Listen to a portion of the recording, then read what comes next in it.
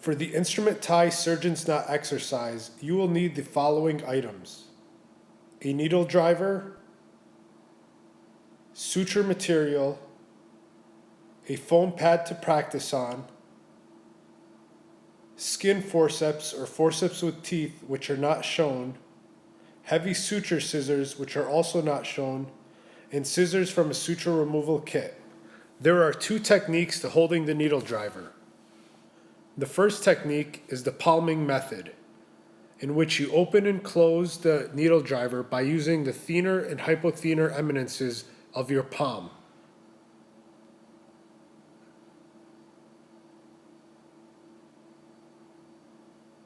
The second technique is to insert your thumb and ring fingers into the rings of the instrument and use your index finger to stabilize it. Hold the forceps between your thumb and index and/or middle fingers. To avoid injury by handling the needle with your fingers, use the forceps to pick up your needle and load it in the needle driver so that it is perpendicular and at the tip of the instrument. The needle should be loaded so that it is at the midpoint to 2/3 back from the tip of the needle.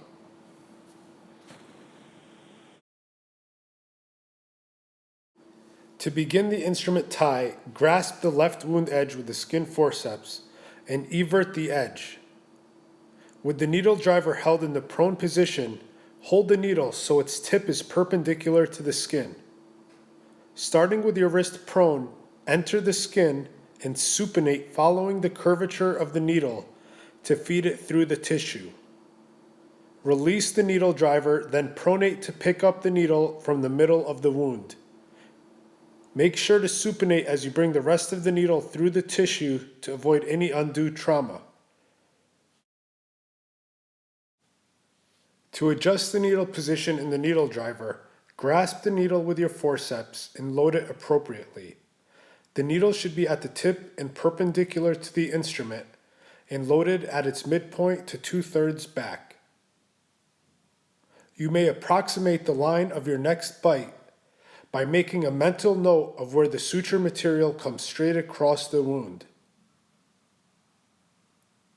Now grasp the tissue on the opposite side and evert the skin edge.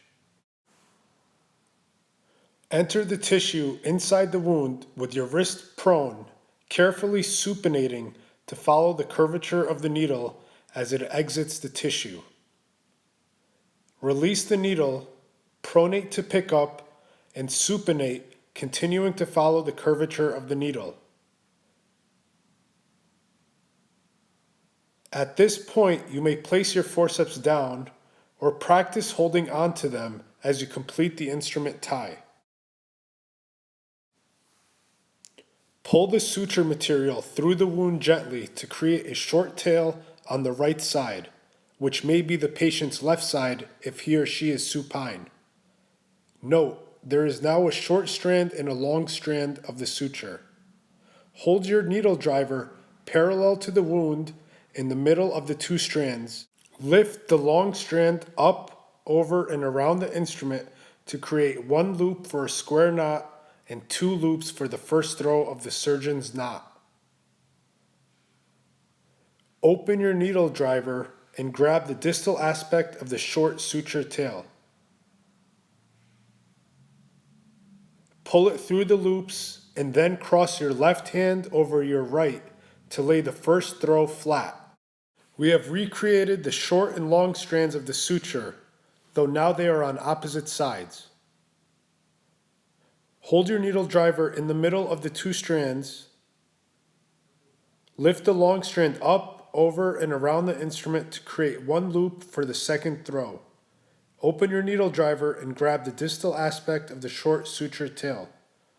Pull it through the loop and lay it down in the opposite direction to the first throw.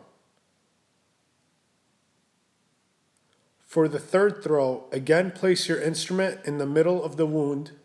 Lift the long strand up, over, and around the instrument to create one loop. Open your needle driver and grab the distal aspect of the short suture tail. Pull it through the loop and lay it down in the opposite direction to the previous throw. Repeat this same technique for the fourth row.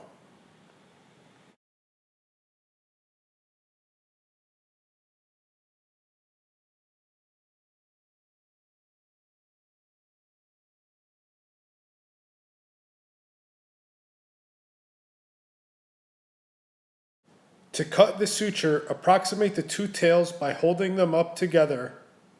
You may also use the needle driver as a clamp to do this.